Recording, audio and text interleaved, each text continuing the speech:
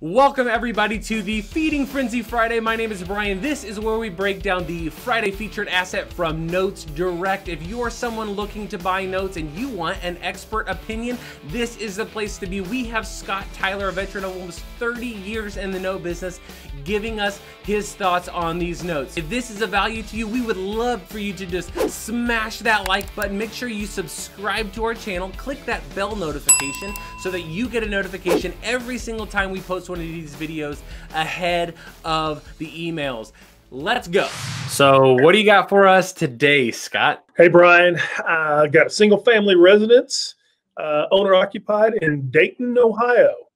Okay. Nice little house, 1,300 plus square foot, 2-car detached garage. So yeah, it's a nice little house, as you can tell.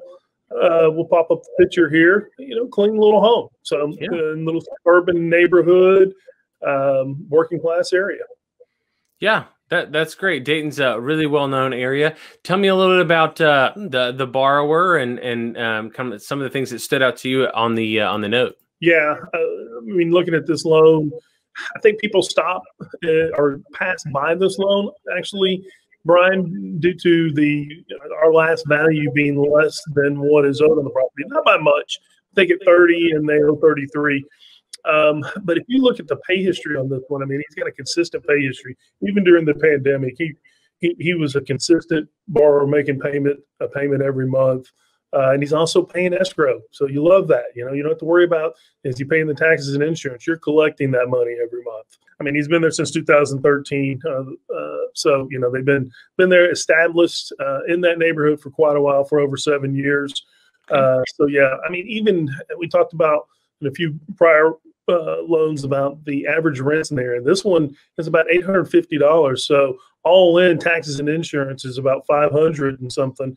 So, I mean, he can't go rent for cheaper than this, right? I mean, so it makes sense. It's a make sense deal from a borrower standpoint and even from an investor standpoint, right? I mean, at our purchase price, your investment value is about 92%, and that's based upon our last value of $30,000, which again we said is a variable. So even there, you're still not upside down. It's still a pretty solid investment. Yeah, and you've got a longer term note, so you got a season note that's also longer term, so that's going to give you the upside of potentially even bringing in maybe a partial investor or something like that, or borrowing against it. And so a lot of different I guess ways to look at it. But the length of the note is attractive to me. Obviously, everyone's got their own preferences, but that's good. Yeah, I mean, with 25 years, a little less than 25 years left. I mean, it's a long-term play deal, you know. I mean, they could put it in a self-directed IRA, and even if you want to do that, you could go off and sell 5-10 years that next, 5 or 10 years of payments on it, and recoup your money and have some back-end money for later.